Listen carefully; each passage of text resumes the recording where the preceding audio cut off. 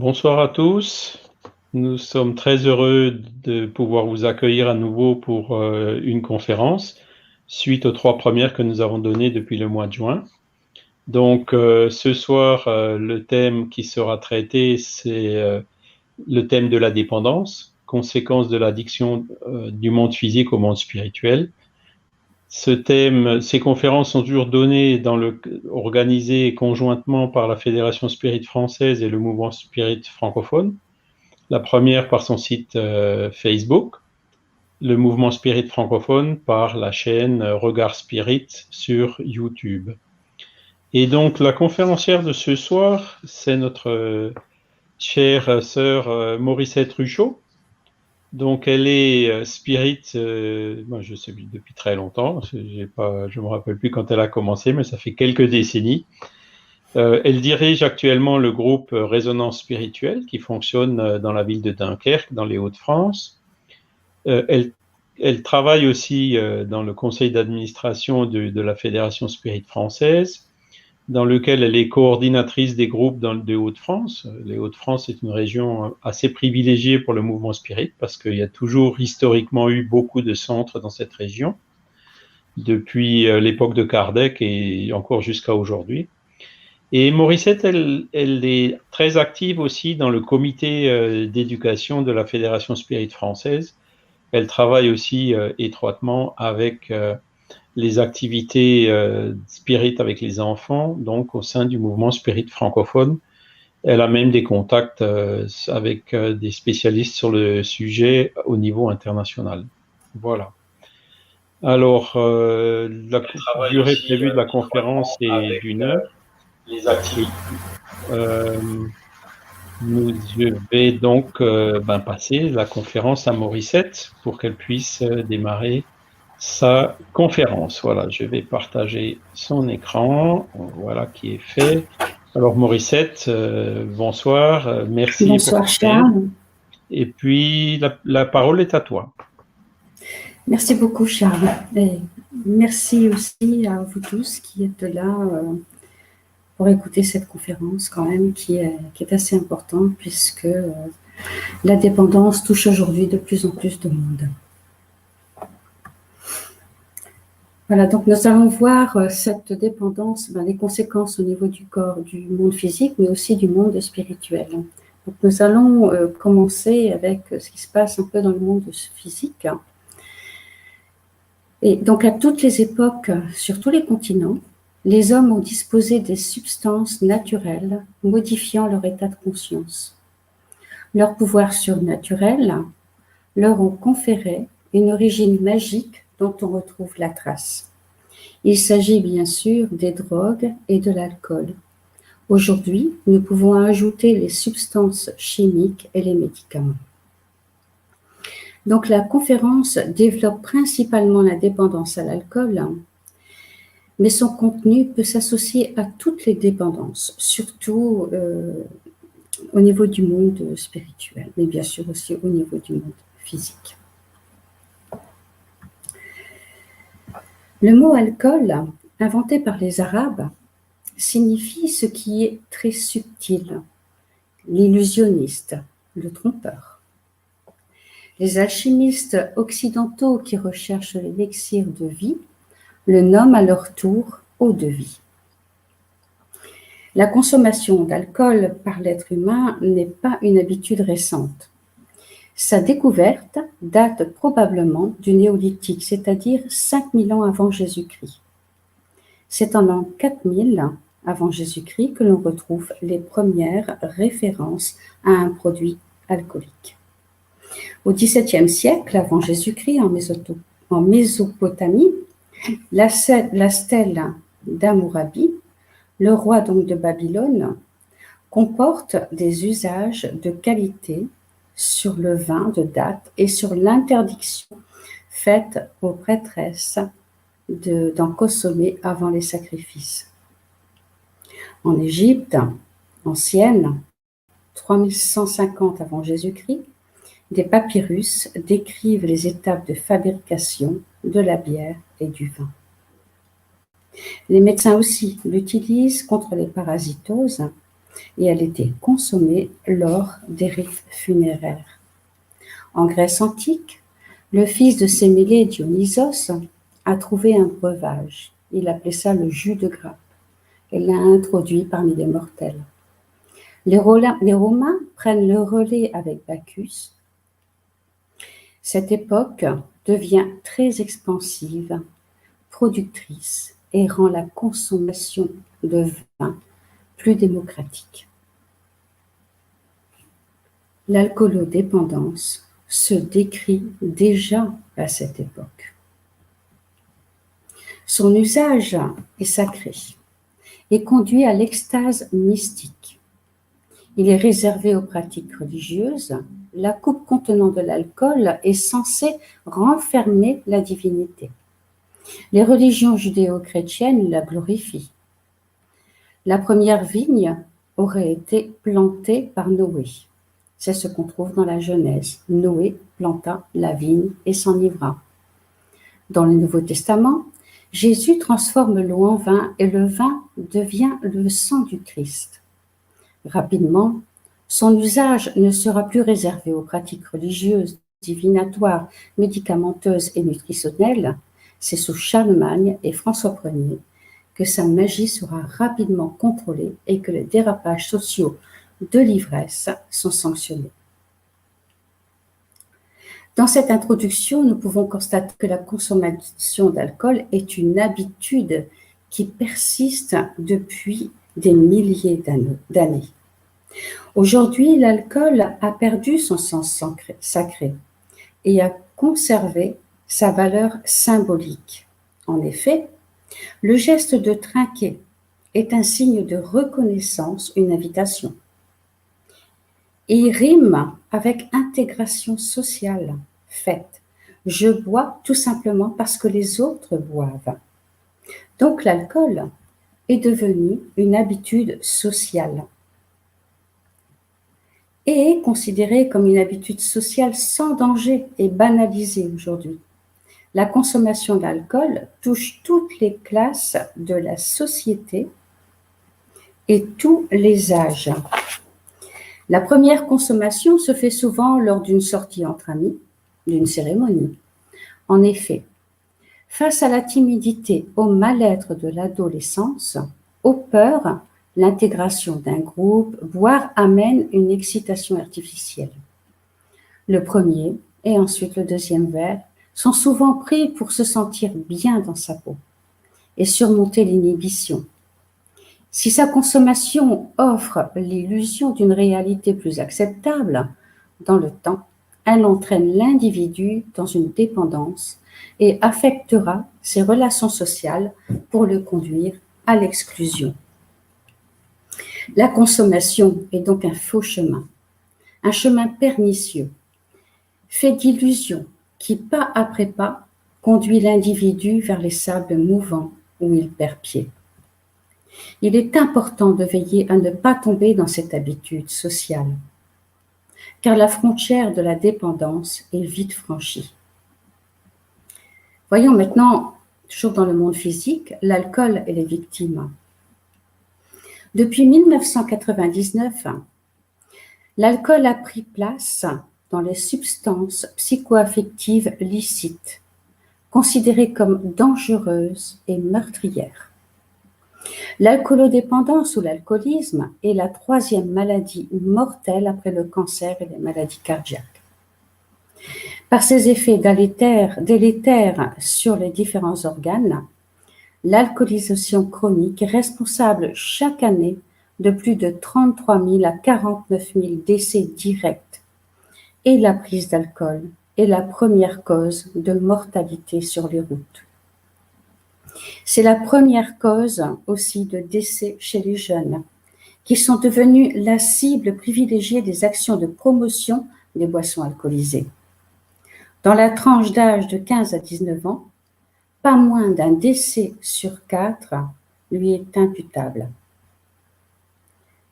Sa consommation excessive est également responsable de maltraitance. La maltraitance des enfants, d'agression, de viol, d'agression de femmes, d'homicide. Toutes ces souffrances sont liées à l'abus d'alcool et à sa dépendance.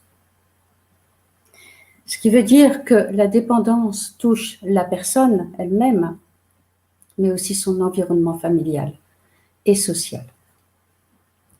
Voyons la dépendance.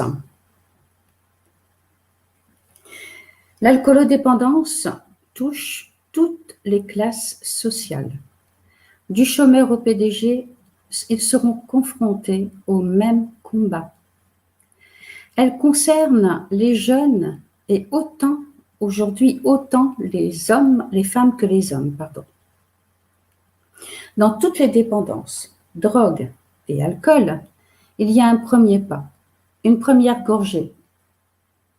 Puis vient le verre quotidien, un verre qui se ritualise, un rituel qui devient un besoin qui enferme la personne dans la dépendance pour l'entraîner dans la maladie. L'alcoolodépendance est une maladie chronique, progressive et irréversible, qui se caractérise par une dépendance physique doublée d'une obsession mentale.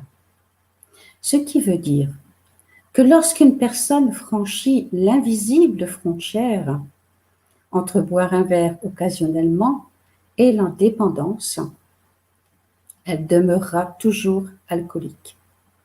La progression de la maladie peut être stoppée, mais la personne ne pourra jamais revenir à l'état de buveur social. La frontière ne se franchit que dans un sens. C'est aussi une maladie qui touche l'être humain dans toutes ses dimensions. Le corps, l'être humain, l'être social, son esprit ou son âme. Elle altère le cerveau et le mental. Voyons les conséquences sur le corps physique. Pour ceux qui se trouvent dans cette prison, les répercussions sur l'organisme sont désastreuses. Petit à petit, il y a une perte de contrôle de l'utilisation de la substance qui entraîne automatiquement une perte de contrôle de la vie.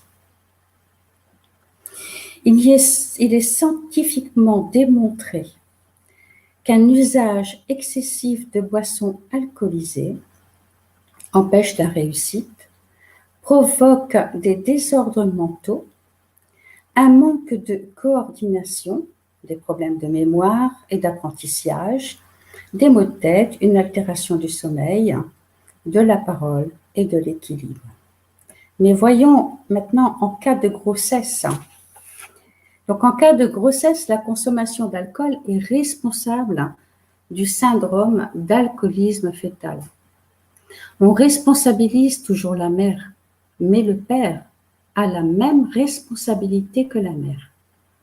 Son attitude face à sa propre consommation d'alcool influe également sur le syndrome et aurait également un effet néfaste sur les tissus de production des spermatozoïdes dans les testicules du fœtus. Peuvent naître alors des garçons stériles. En effet, si le père est dépendant de l'alcool, le sperme sera de moins bonne qualité. Quand il conçoit le bébé, rien n'est certain que l'enfant n'aura pas de séquelles. Même si la mère ne boit pas, il peut y avoir des retards de croissance, des malformations et des fausses couches. Par exemple, un père dépendant, l'enfant peut avoir des troubles de l'attention, être bipolaire, atteint de schizophrénie, d'autisme. J'ai trouvé ces références-là dans le magazine Science et Avenir. L'anxiété et les crises de panique se retrouvent plus fréquemment dans l'association mère-fils. Donc, la dépendance à l'alcool se transmet-elle génétiquement? Dans certains milieux, dans certaines familles, l'alcoolisme se retrouve de génération en génération. Mais cela peut-il pour autant s'expliquer par une transmission génétique? Une étude en cours vise à identifier les gènes responsables d'une vulnérabilité à l'alcool. S'il possède des causes génétiques, ce n'est en aucun cas une maladie familiale héréditaire. Ce n'est pas un destin ou une fatalité que d'être alcoolique. Si un des parents est atteint de cette maladie, il ne va pas obligatoirement la transmettre à son enfant. Il s'agit donc plutôt de facteurs de prédisposition, de fragilité génétique, comme il en existe pour de nombreuses autres pathologies, par exemple le diabète, l'insuffisance coronaire, l'hypertension artérielle, qui incitent à la prudence et à la prévention. Selon le docteur Speka, plusieurs gènes pourraient contribuer à la maladie, chacun causant son propre effet, mais il reste difficile d'identifier les facteurs étiologiques. Donc, j'ai trouvé cette source dans le journal PLOS Génétique. Le gène en soi n'explique pas entièrement ce qui pousse à la consommation d'alcool. Pour les philosophies réincarnationnistes comme le spiritisme, nous trouvons notre réponse dans la loi de cause à effet. C'est en effet une fragilité de l'esprit qui s'est incarnée. Nous allons développer ça un peu plus tard. Donc, comment s'installe la dépendance? La consommation d'alcool permet en effet momentanément d'oublier et d'échapper souvent à une réalité qui est beaucoup trop difficile, à une existence qui est faite d'épreuves et d'échecs. Face à toutes ces incertitudes et aux peurs, là où certaines personnes vont trouver la force de lutter, d'autres, plus fragiles, prendront le chemin de l'alcool ou de la toxicomanie. Comme je vous l'ai dit, petit à petit, ces personnes vont perdre le contrôle de leur vie. Si nous nous arrêtons un instant sur ce qui vient d'être dit, nous voyons bien que personne ne devient dépendant du jour au lendemain. La dépendance n'est pas du tout et ne sera jamais une fatalité. Initialement, l'être humain est libre de choisir le chemin qu'il veut prendre. C'est ce qu'on appelle le libre arbitre. Pour éviter le combat de la dépendance et la maladie, il est préférable d'essayer de faire face à son problème, quel que soit ce problème, de se faire aider. La personne doit aussi changer et modifier sa façon de voir le monde et de s'y relier, c'est-à-dire modifier ses relations avec les autres, mais aussi travailler sur l'estime de soi. Et plutôt que de se cacher derrière un bouclier d'excuses, cette personne doit s'animer d'une nouvelle philosophie existentielle, avec un nouvel état d'esprit qui le soutiendra dans un processus de changement qui ne s'achèvera jamais. Quelles sont les relations entre le monde physique et le monde spirituel? Nous avons vu un peu les conséquences, survoler les conséquences de l'alcoolodépendance donc dans le monde physique. Nous voyons quand même, nous devons retenir quand même que c'est une maladie, je pense qu'aujourd'hui nous le savons, et que ces personnes sont vraiment fragiles, extrêmement fragiles. Mais ce qu'elles ne savent pas lorsqu'elles boivent, c'est qu'elles s'associent aussi à des esprits du même ordre, c'est-à-dire qu'ils ont aussi rencontré cette maladie, qu'ils en sont peut-être même désincarnés. Et donc là, on va retrouver le vampirisme et l'obsession. Dans le livre « Action et réaction » au chapitre 4, André Louis nous dit « La pensée, force vive et agissante, dont la vitesse dépasse celle de la lumière, émise par nous, elle nous revient inévitablement. sur nous-mêmes en nous obligeant à vivre de façon spontanée dans son monde de forme créatrice, qui se fixe naturellement dans notre esprit, quand elle est alimentée par le combustible de notre désir ou de notre attention. Donc ici, on va retrouver l'obsession mentale. Nous créons et entretenons facilement le délire psychique ou l'obsession. Dans ce cas, l'obsession n'est rien d'autre qu'un état anormal de l'esprit incarné, subjugué par l'excès de ses propres créations. Ainsi, la force mentale de l'esprit est l'actionneur le plus puissant de notre volonté créatrice.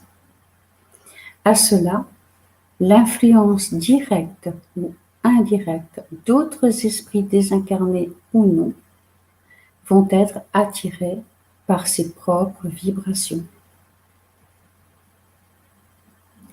Les processus de dépendance et les processus compulsifs sont donc suralimentés par la personne elle-même et par les esprits inférieurs qui se lient à cette personne. Il s'installe alors une complicité entre incarnés et désincarnés. C'est ce qu'on appelle la loi de syntonie. Ces esprits vont alimenter les pensées négatives de la personne qui en a déjà les germes. Ils vont aussi l'inciter à la consommation et vont se nourrir des vapeurs éthyliques provenant des pores et de la bouche de l'incarné. Ils prolongent leur vice en utilisant le corps de l'incarné dépendant des mêmes vices. L'incarné qui est dans l'addiction devient et est prisonnier de sa dépendance, mais devient aussi prisonnier de ses esprits. Cette loi s'applique tant au niveau physique, la personne qui est dépendante se liera à d'autres personnes dépendantes. C'est ce qu'on retrouve dans les bars, dans les cafés, dans les soirées. Et de la même façon, elle se lie plus intensément aux désincarnés, aux esprits qui ont encore besoin de cette substance. Et je vous l'ai dit, pour tout ce qui est drogue, c'est exactement la même chose. Voyons ce qu'il se passe dans le monde spirituel. Nous savons que sortir de cette maladie, c'est un réel combat. Nous l'avons vu en début de cette conférence. C'est vraiment un combat de chaque jour. Et on peut dire que la personne n'en guérit jamais. Il n'y a pas de retour en arrière possible. Je vous l'ai dit, il n'y a pas ça ne redeviendra jamais une habitude sociale. Cette personne risque à tout moment de retomber dans sa maladie. Donc, sortir de cette dépendance, c'est difficile. Et voyons un peu donc ce qui se passe au niveau du monde spirituel pour une personne qui a été dépendante.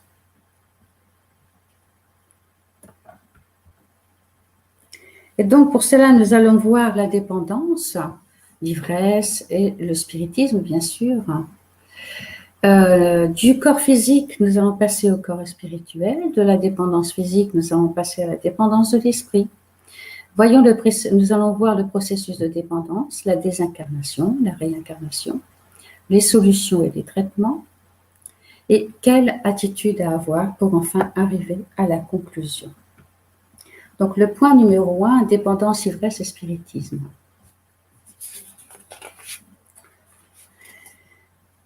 Dans certaines pratiques comme le chamanisme, pour parvenir plus aisément à un état qui suppose proche de la transe médiumnique, les hommes sont tentés de recourir à l'usage de produits stupéfiants. Après avoir pris ces drogues, ils se sentent comme dégagés ou dissociés de leur corps physique et voient certaines de leurs facultés décuplées. Lorsque la transe est naturelle, l'esprit est lucide et en paix. Voyons ce qu'il se passe pour l'esprit lorsque nous prenons une substance qui a pour effet de nous mettre dans un état second.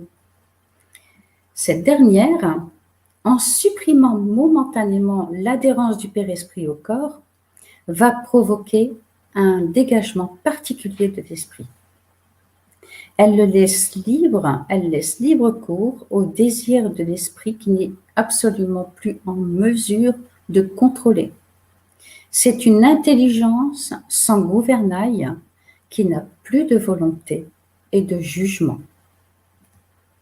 Dans son état normal, nous possédons la quantité de fluide nécessaire pour notre équilibre. L'ivresse provoque une rupture momentanée de cet équilibre et de l'harmonie générale. L'esprit a des visions qui ne sont ni complètes ni suivies parce qu'il ne maîtrise absolument plus la situation et qu'il n'existe plus d'équilibre entre les fluides, dans les fluides entre les père-esprits et le corps physique. Il devient plus apte à subir les influences occultes, c'est-à-dire que les esprits inférieurs vont s'amuser de lui. Voilà. Donc, en cas de dépendance, l'esprit se trouve soudé au corps. Il est retenu dans les vibrations terrestres. Donc, ça, c'est pour une personne qui est désincarnée. Donc, voyons maintenant du corps physique au corps spirituel. Nous savons que l'homme est constitué donc d'un corps physique, d'un esprit ou une âme, et d'un corps spirituel, aussi appelé corps glorieux, corps astral, et que ce corps est semi-matériel.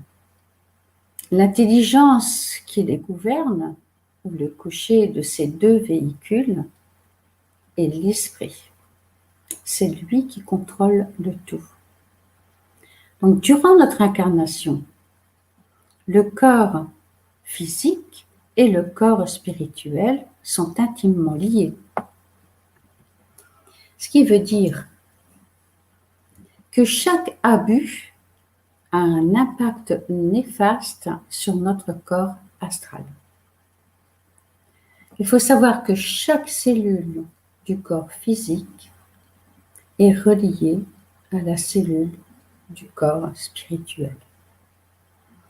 Que nous dit la philosophie spirit? La philosophie spirit nous dit que le corps physique est un prêt. Il ne nous appartient pas. Il nous a été donné afin de pouvoir évoluer dans le monde terrestre et accomplir notre devoir.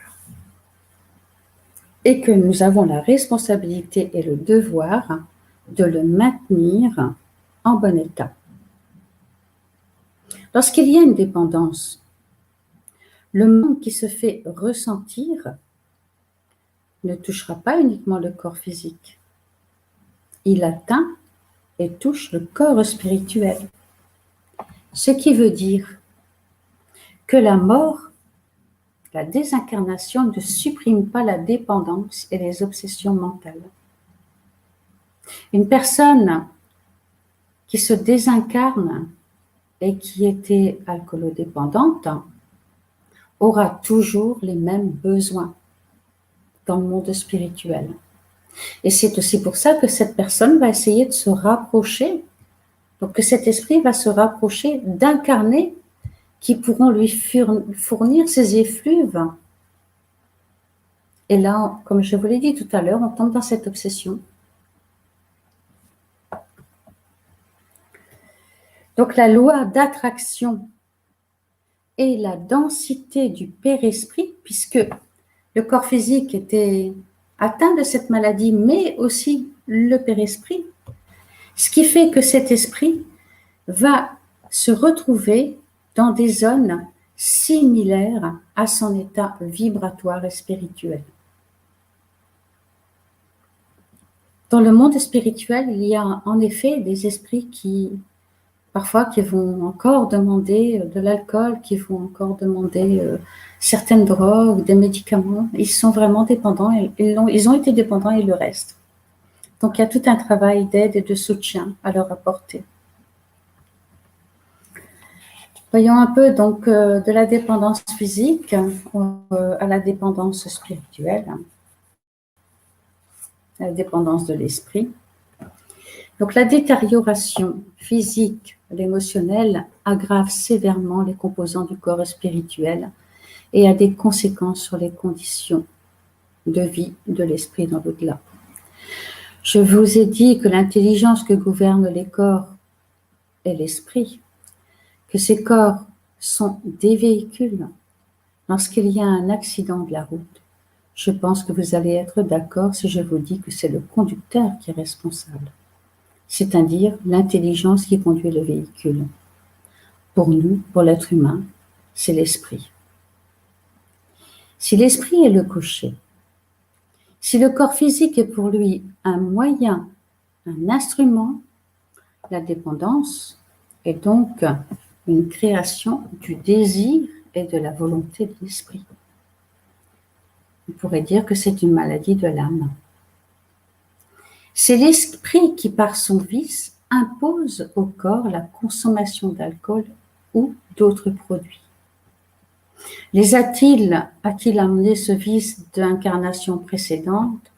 Les a-t-il créés par manque de volonté, par peur, par manque de courage, de lucidité, d'abandon, de tristesse, de dépression? Ou simplement parce qu'il n'avait pas envie de se battre, par refus?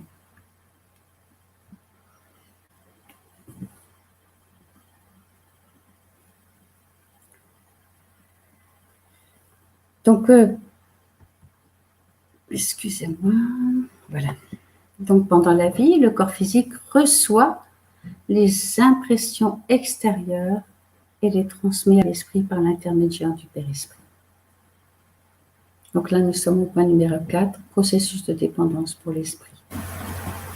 Durant son incarnation, l'esprit va percevoir toutes les sensations du corps physique et va les enregistrer.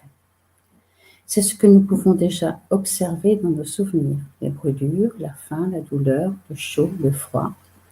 Et à l'inverse, la souffrance de l'esprit peut avoir des répercussions sur le corps physique, psychosoma. Le corps est l'instrument, au moins la cause immédiate de la douleur. L'âme a la perception de cette douleur. Cette perception est l'effet. Ce corps, à la mort, ne ressent plus rien, parce qu'il n'y a plus ni père-esprit, ni esprit.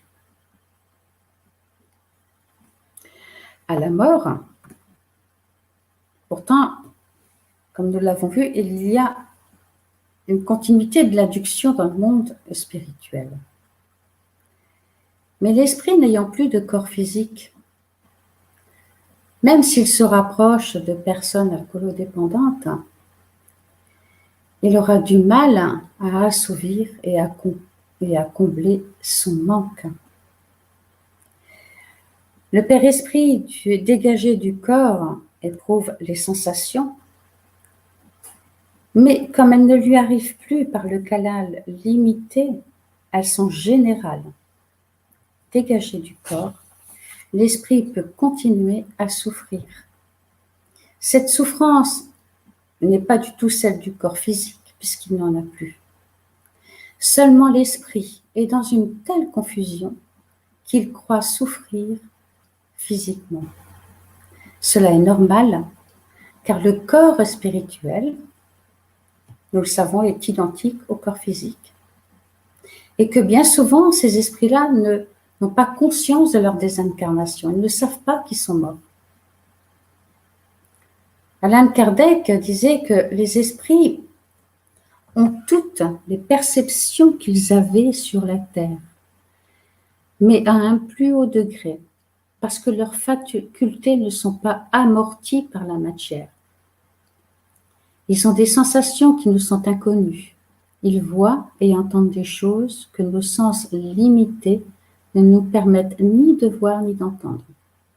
Pour eux, il n'y a point d'obscurité, sauf pour ceux qui se retrouvent dans les ténèbres. En fait, Le corps physique est presque un petit peu, enfin, est comme un scaphandre.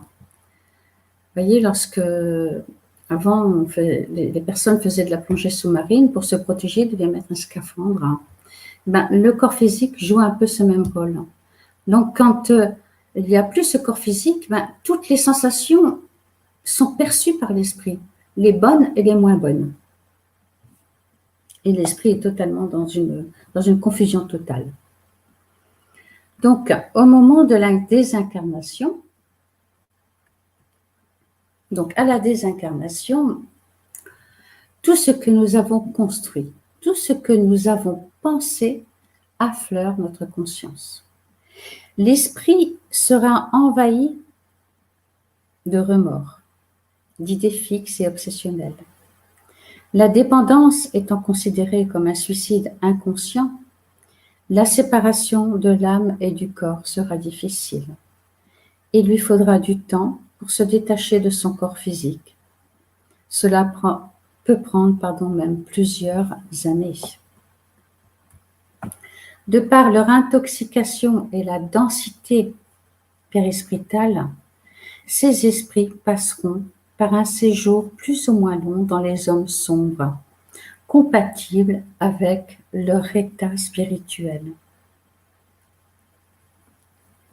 Nous avons une fois accueilli un esprit donc lors d'une de nos réunions qui nous expliquait que son travail, on va dire dans le monde spirituel, c'était donc d'aider ces gens. Et il ne souhaitait vraiment à personne de se retrouver dans ces zones parce que pour certains s'y retrouvaient depuis vraiment de nombreuses années.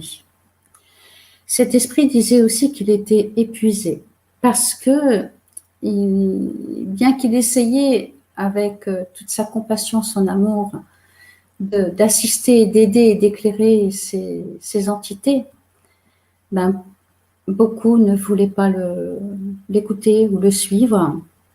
Ils préféraient rester donc dans des milieux qui leur convenaient.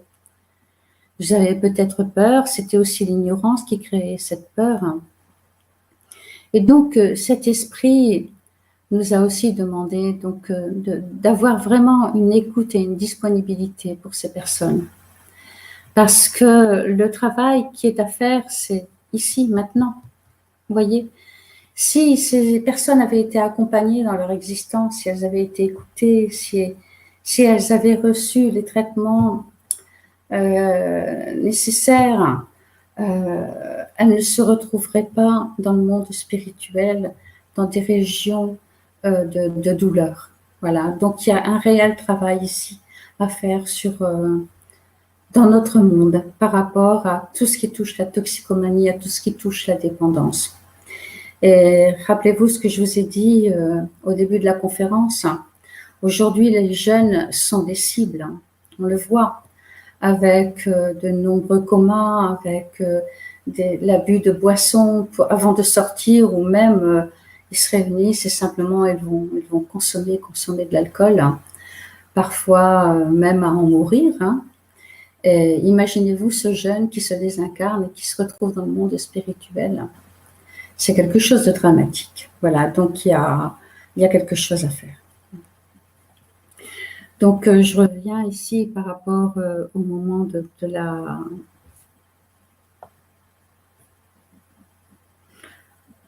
la désincarnation.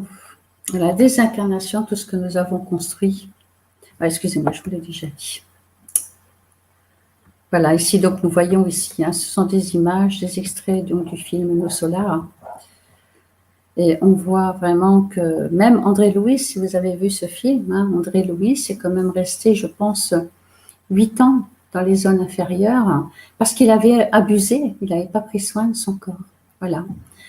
Donc, rappelez-vous aussi que dans une certaine partie donc, du film ou du livre, on le traite donc, de suicider.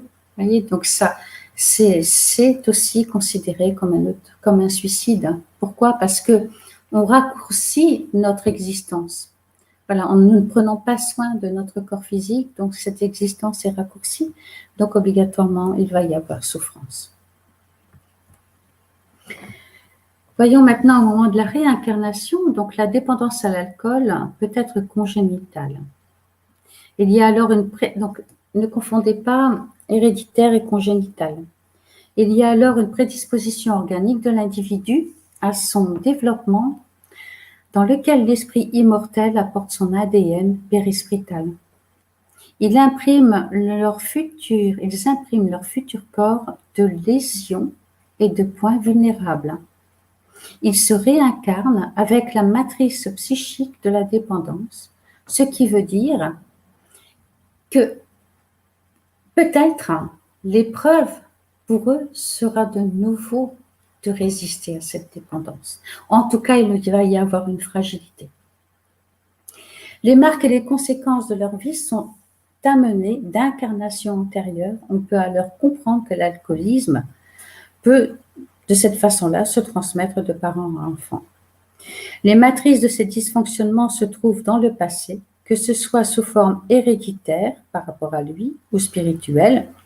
Elles découlent d'expériences malheureuses provenant d'existences antérieures.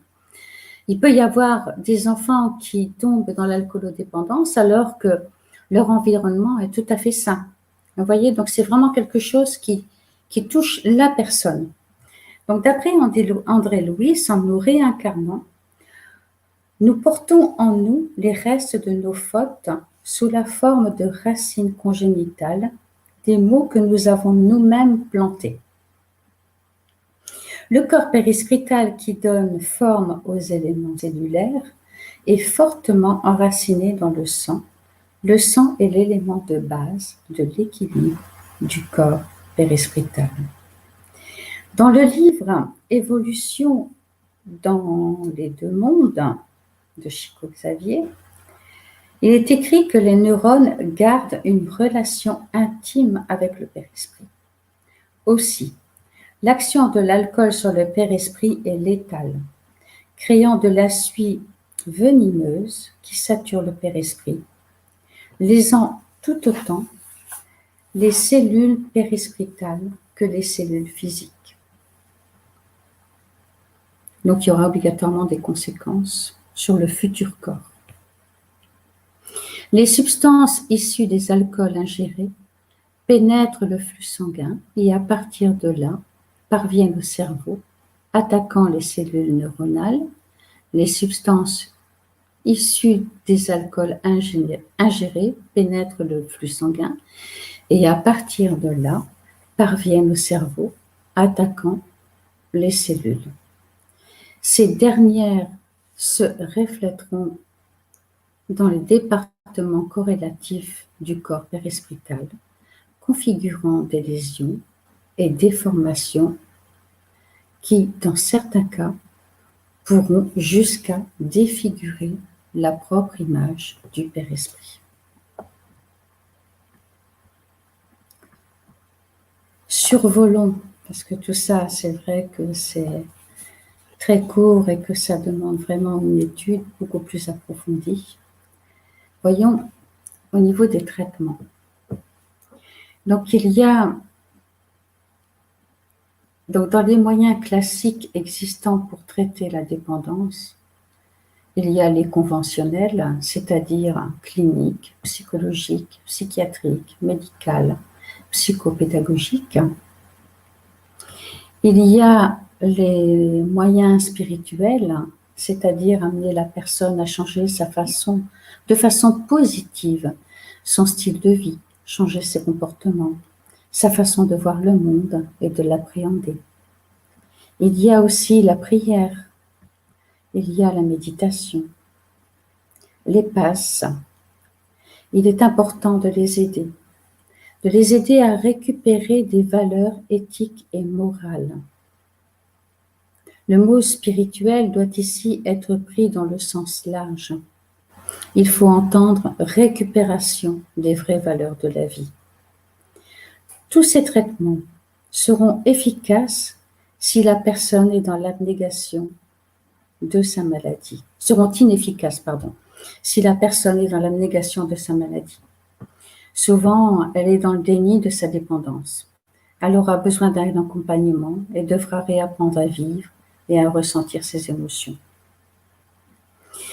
S'il est indispensable de travailler sur la prise de conscience de la maladie, il est tout aussi nécessaire de travailler sur la motivation et sur la frustration de la rechute, parce que cette maladie est susceptible de rechuter.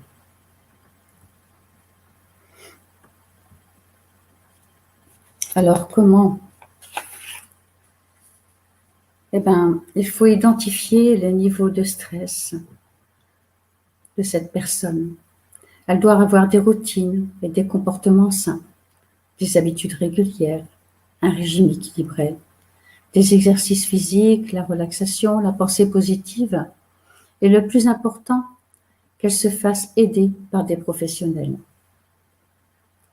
Et des personnes pouvant apporter aussi des ressources spirituelles, parce que cette personne n'a plus aucun pilier, elle est complètement égarée. Elle ignore toute cette partie spirituelle, elle ignore aussi les conséquences de cette maladie.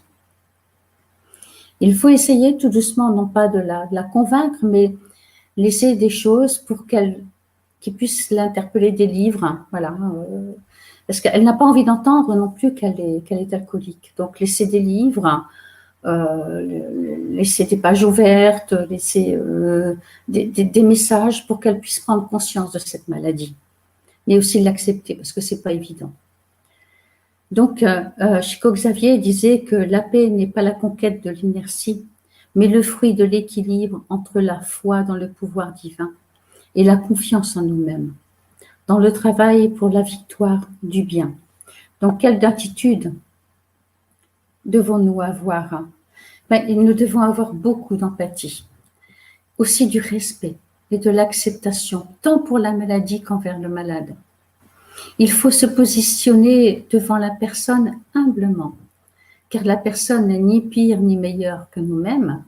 Il est juste différent dans ce stade de sa vie. Il faut avoir un équilibre émotionnel et spirituel.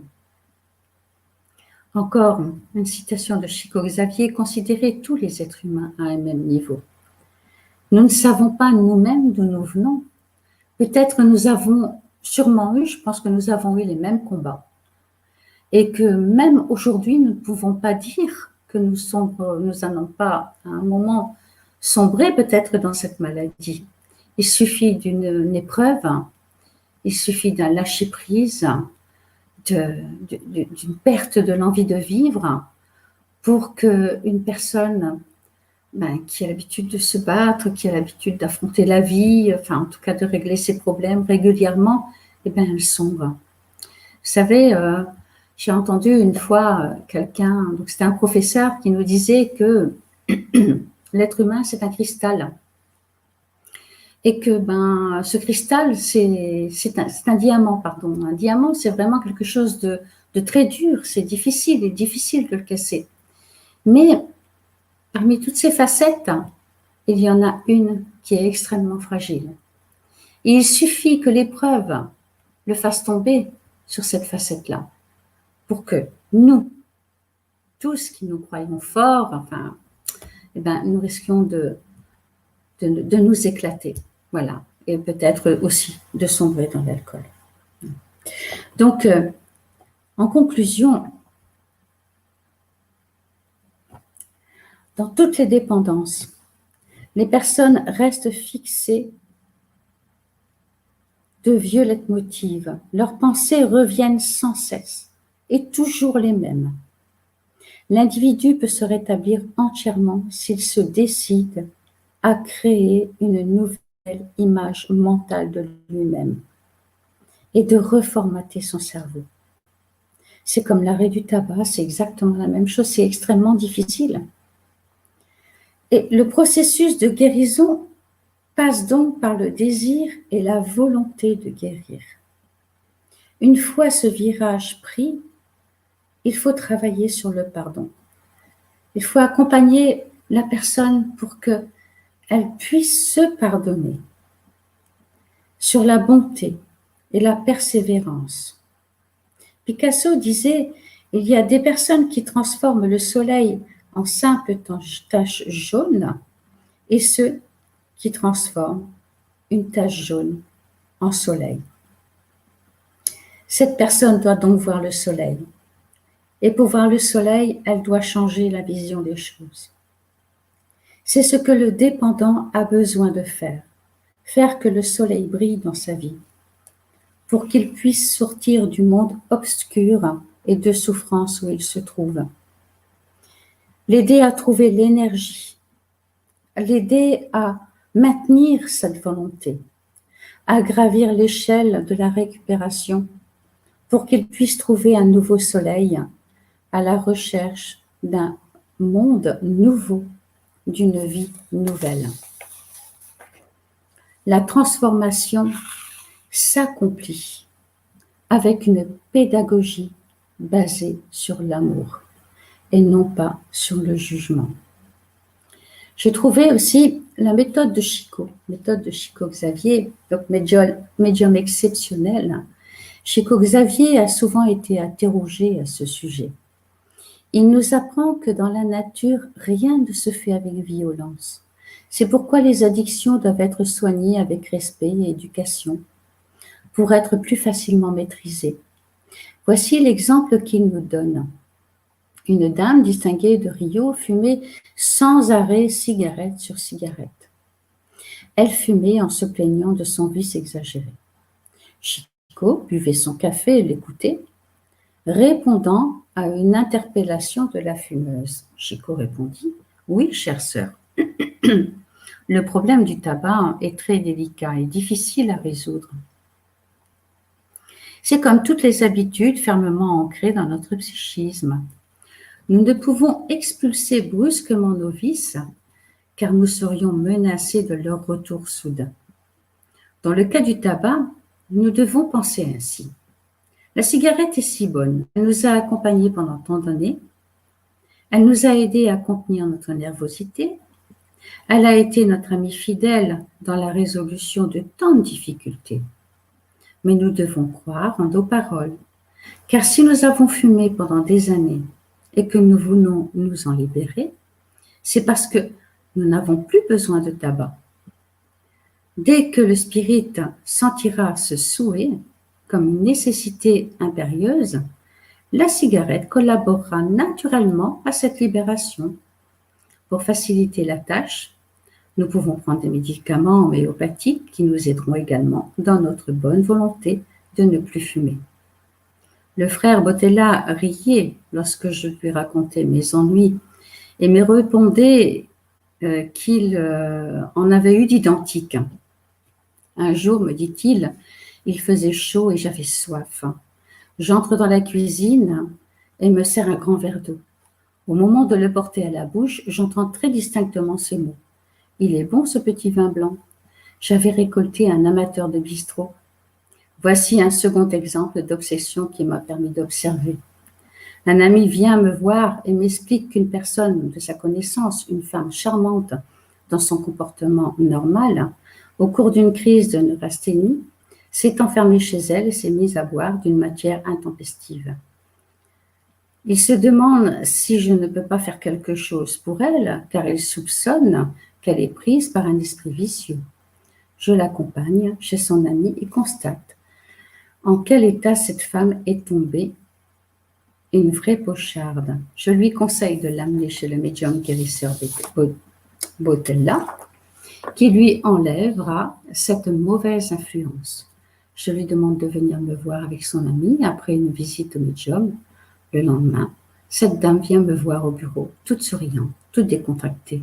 Elle me tend la main et à ce moment précis, je ressens un choc au visage. Comme si on m'avait jeté un oreiller lourd à la figure. Je comprends qu'elle vient de me passer cette entité qui l'a poussée à boire. Je ne dis rien, entre à mon domicile, prends mon repas du soir, et pour ne pas satisfaire les bas instincts de cet esprit ivrogne, je ne bois rien, même pas un verre d'eau.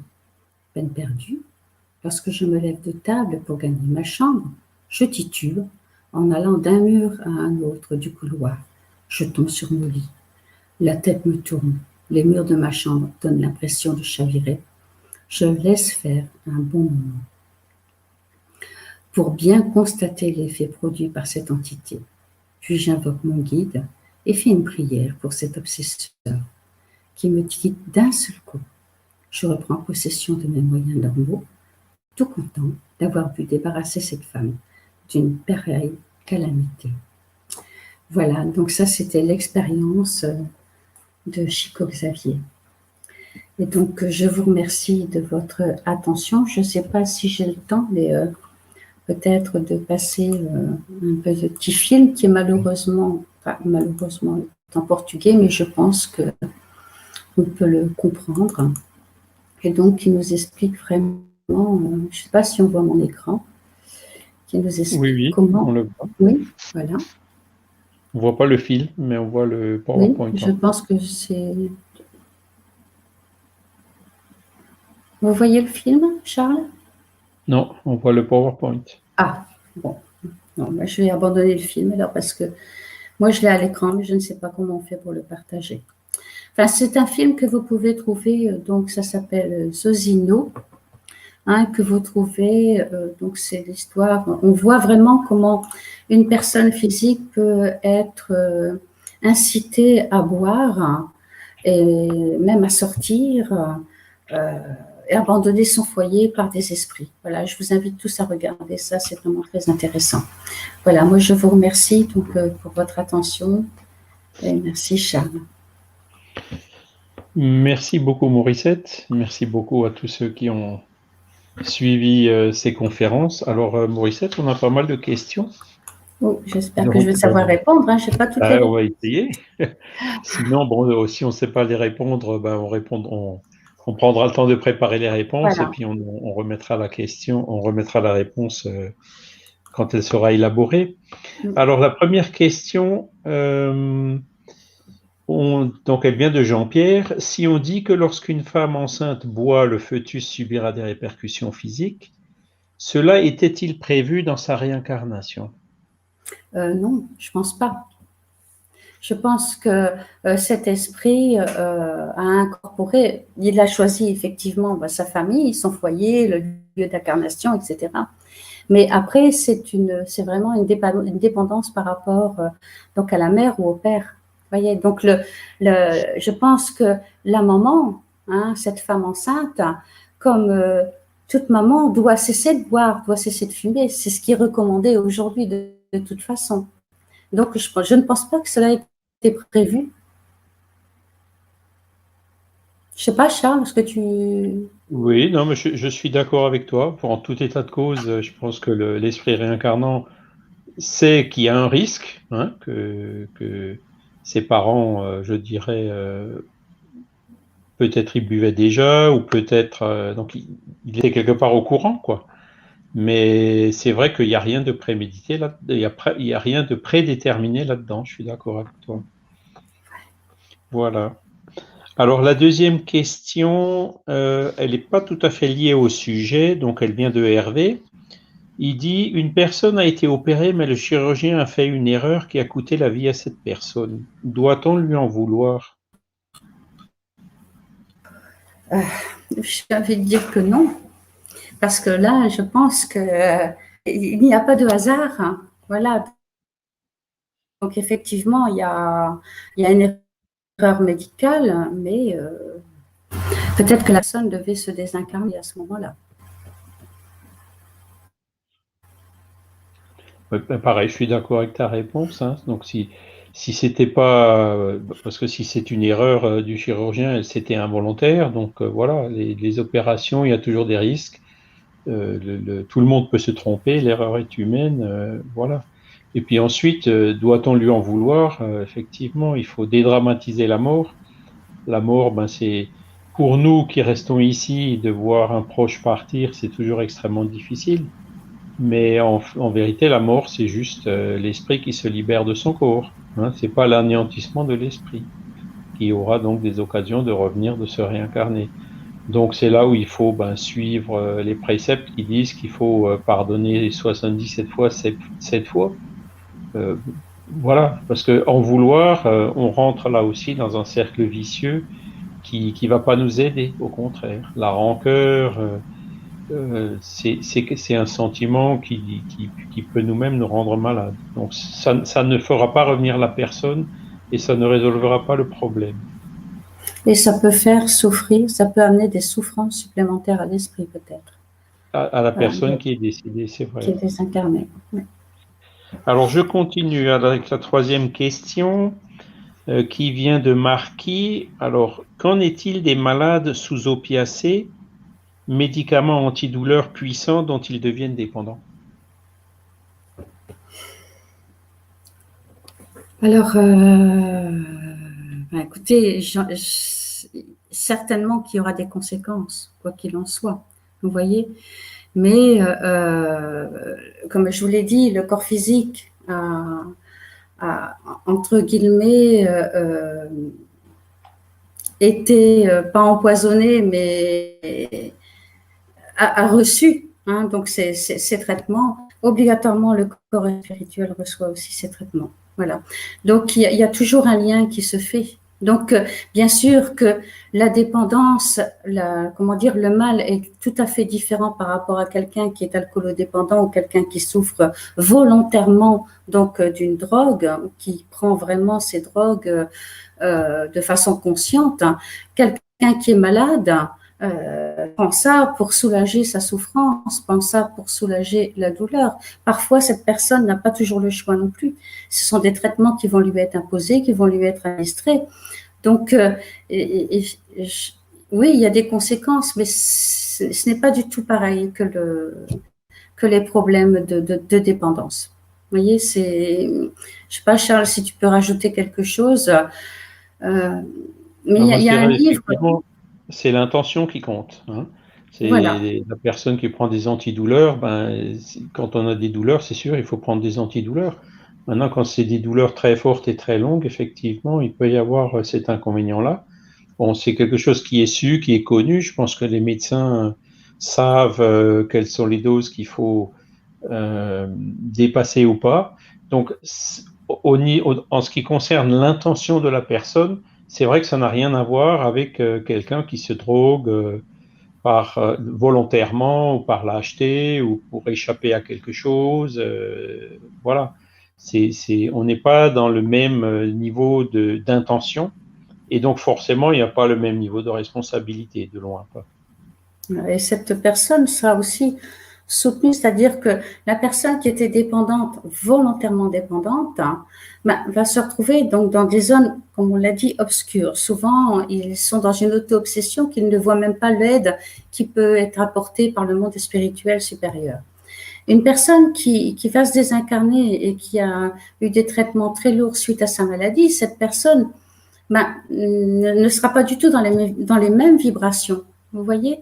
Donc, à un moment donné, elle va être assistée et aidée et recevoir donc l'aide pour pouvoir être prise en charge et amenée dans des hôpitaux spirituels où elle pourra être soignée, où son père-esprit pourra tout doucement être purifié par rapport à tout ce qu'il aura assimilé à cause de la maladie.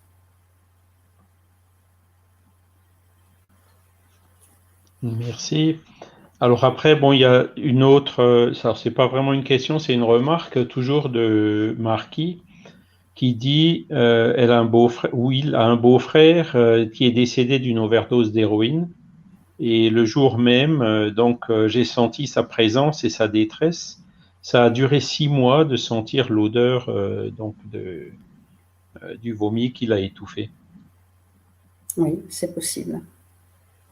C'est tout à fait possible, hein. L'esprit étant complètement perdu et n'ayant pas conscience donc de sa désincarnation, va souvent essayer de se rapprocher des siens pour essayer de trouver de l'aide, ou parfois même, il peut y rester plusieurs années, mais toujours pour essayer donc d'être aidé. Voilà, c'est pour ça que la prière est vraiment quelque chose d'important. On parlait, hein, quand on parlait tout à l'heure de la prière, comme soin, mais c'est une prière. La prière, c'est aussi un soin pour l'esprit, pour l'âme. Voyez, et encore une fois, ne pas culpabiliser cette personne, cet esprit. Voilà, souvent dans les overdoses ou il y a la colère qui va être là parce que on est en colère contre celui qui est parti, c'est légitime aussi, hein. Mais tout ça, le désincarné va le ressentir. Donc, nous avons à travailler sur nous et aussi faire en sorte que cet esprit puisse comprendre ce qu'il s'est passé. Et ce n'est pas avec la culpabilité ou la colère, c'est avec le pardon que ça va se faire, avec l'amour et la tolérance. Voilà. Et tout doucement, il va pouvoir se détacher et récupérer et être pris lui aussi en charge par des médecins du ciel qui vont l'amener. Mais encore une fois, ça sera quand lui le voudra. C'est-à-dire qu'il faut qu'il prenne conscience donc de ce qui s'est passé. Et je reviens au film Nos Solars. Hein, il faut prendre conscience, vraiment avoir la volonté de changer. Et à partir de là, les guides vont l'assister, vont l'aider. Moi, je rajouterais juste qu'effectivement, il faut surtout travailler donc ces pensées positives, ces prières, et travailler aussi l'empathie, quoi, parce que si on, comment dire, le fait d'avoir ressenti pendant 6 mois une partie de ce que la personne a souffert au moment du suicide, c'est sûr que c'est quelque chose d'extrêmement désagréable, et il faut aussi, entre guillemets, savoir un peu s'en protéger. Alors, ça, quelque part, ça peut nous aider aussi, nous, pour prendre conscience de la chose, et je dirais comprendre que c'est vraiment pas la bonne porte de sortie, hein, ça c'est clair. Ça peut être un enseignement aussi pour nous-mêmes. Mais en général, il faut éviter de trop rentrer. C'est-à-dire, l'empathie, c'est justement se mettre à la place de l'autre sans pour autant rentrer, fondre en larmes ou ressentir les effets de ce que la personne a senti. Parce que ça, quelque part, ça va un peu nous affaiblir et empêcher qu'on puisse réaliser ce travail de prière et de vibration qui est nécessaire pour aider l'esprit en question, quoi. Alors, il y a une deuxième remarque, donc toujours de la même personne. En rêve, je le vois, on discute, il m'a raconté qu'il recueillait des gens comme lui dans le monde où il est. J'ai compris que ce monde était marron, tout bizarroïde, aucun ciel, aucune lumière. Alors, tu peux répéter Alors, attends, je vais le mettre à l'écran. Tu vois l'écran? Oui. Ah oui, en rêve, je le vois, on discute, il m'a raconté qu'il recueillait les gens comme lui dans le monde où il est. J'ai compris que ce monde était marrant, tout bizarroïde. Oui.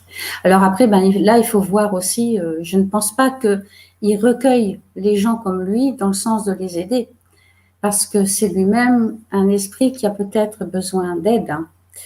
Donc, il y a déjà, on voit là qu'il y a quand même déjà une ouverture, une prise de conscience. Hein. On voit aussi dans ce que vous dites, monsieur, c'est que il a compris que ce monde était marron, tout bizarroïde, aucun ciel, aucune lumière. Donc déjà, on arrive ici à situer l'esprit. Vous voyez. Donc, je pense qu'il y a sûrement un travail à faire avec cet esprit, donc pour l'aider. Ce serait peut-être bien, donc peut-être de vous orienter vers un centre spirit. Je ne sais pas depuis combien de temps il s'est désincarné, mais vraiment, on sent que ici, ça a duré 6 mois.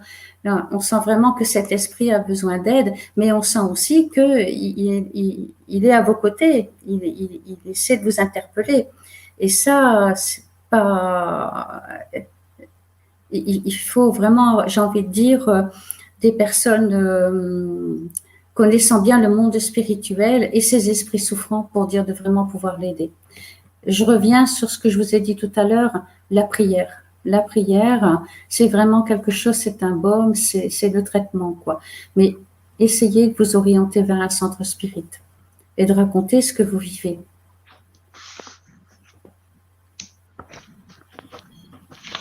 Alors après, j'ai une toute dernière question, enfin la dernière question, c'est, tu as parlé tout à l'heure que dans les dépendances, il y avait souvent un phénomène d'obsession spirituelle. Et donc, comment faire pour sortir d'un tel cercle vicieux avec donc dépendance chimique au niveau du corps et dépendance spirituelle? Est-ce qu'une aide extérieure est nécessaire? La personne, elle ne peut pas s'en sortir toute seule. Est-ce qu'il faut traiter les médicaments, le spirituel ou les deux? Voilà. Il faut les deux. Pour moi, il faut les deux parce que la dépendance, la maladie est vraiment quelque chose d'extrêmement compliqué. Si la personne, elle en est arrivée là, c'est une personne qui est déjà fragile. Donc, c'est une personne qui a besoin d'aide et elle ne doit pas avoir honte de demander de l'aide, d'appeler à l'aide.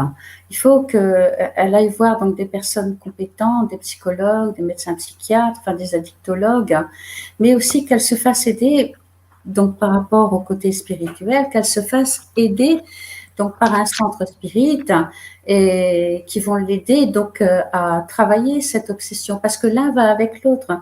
Dès l'instant qu'elle va avoir cette addiction, le monde spirituel, dans les mêmes besoins, va être à ses côtés.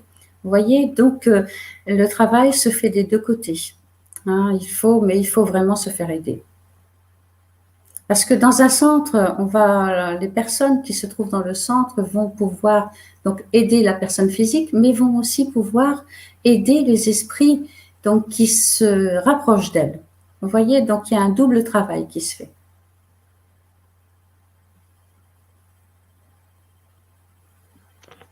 Voilà, c'était la dernière question. Alors, on peut peut-être, je vais regarder encore une fois.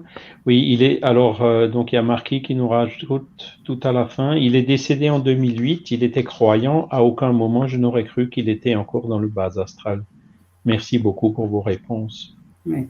Le temps n'existe pas pour l'esprit. Hein, le temps existe pour le monde physique. Et voilà, donc